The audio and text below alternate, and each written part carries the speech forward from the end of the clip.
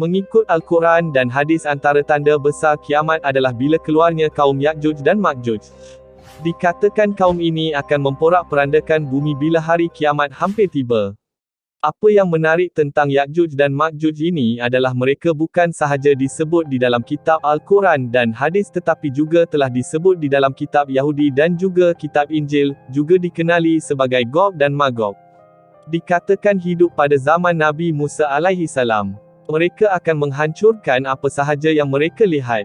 Mereka akan membakar, memotong dan membunuh manusia selain mereka. Kerana sifat rakus dan ganas, mereka telah dikurung antara dua gunung oleh Raja yang Agung Iskandar Zulkarnain, dan masih hidup sehingga hari ini. Apabila kiamat hampir tiba, mereka akan dibenarkan keluar oleh Allah Subhanahu Wa Taala untuk memporak-perandakan bumi. Ada yang menyebut kaum ini seperti raksasa yang pelik dan menakutkan, tetapi mereka sebenarnya adalah manusia seperti kita. Nabi Muhammad SAW pernah menceritakan paras rupa mereka. Ya'juj dan Ma'juj merupakan dua kaum berlainan, mempunyai mata sepet dengan bermuka bulat dan berbadan besar serta berambut kerinting. Mungkin boleh kita bayangkan rupa mereka seperti askar Uruk-hai dan Orc dalam cerita The Lord of the Ring. Dikatakan Raja Zulkarnain memerlukan 70 orang jurubahasa untuk berkomunikasi dengan mereka.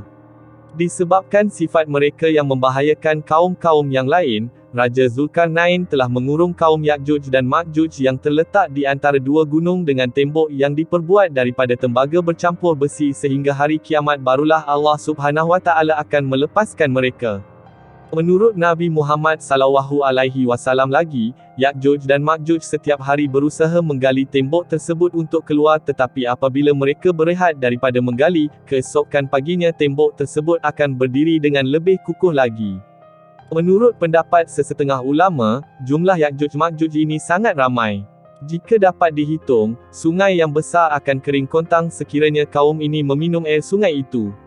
Setelah peperangan dengan Dajjal dan pengikutnya, dalam hadis riwayat Imam Muslim, Allah mewahyukan kepada Nabi Isa alaihi salam, "Sesungguhnya aku mengeluarkan hamba-hambaku yang tidak ada kemampuan bagi seorang pun untuk memeranginya. Maka biarkanlah hamba-hambaku menuju Tur, satu gunung di Palestin." Di sini boleh dikatakan tiada satu tentera dan umat manusia yang mampu melawan Ya'juj dan Ma'juj melainkan kuasa Allah sahaja. Sesetengah ulama berpendapat tembok Zulkarnain ini terletak di persimpangan negeri Turki dengan Rusia, berdekatan dengan Pergunungan Kaukaz. Pergunungan Kaukaz tingginya adalah sekitar 1000 hingga 3000 meter. Dinding ini dikenali sebagai Darial Gorge, Iberian Gates, atau Caucasian Gates yang diperbuat daripada besi bercampur tembaga.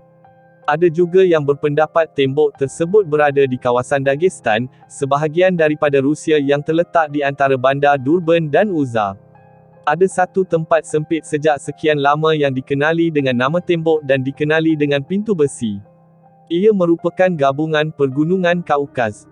Orang Arab memanggilnya dengan Gunung Kaf. Dari Abdul Halim Ide menerangkan sifat Pergunungan Kaukaz yang dibina padanya tembok. Ianya cukup tinggi, susah untuk didaki, dan tiada jalan kecuali tempat yang satu sahaja, iaitu Mudhayyak Darial yang menjadi salah satu tempat laluan sungai.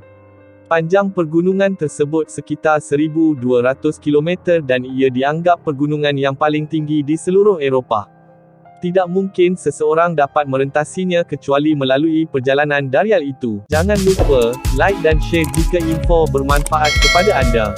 Terima kasih kerana sudi singgah ke channel ini.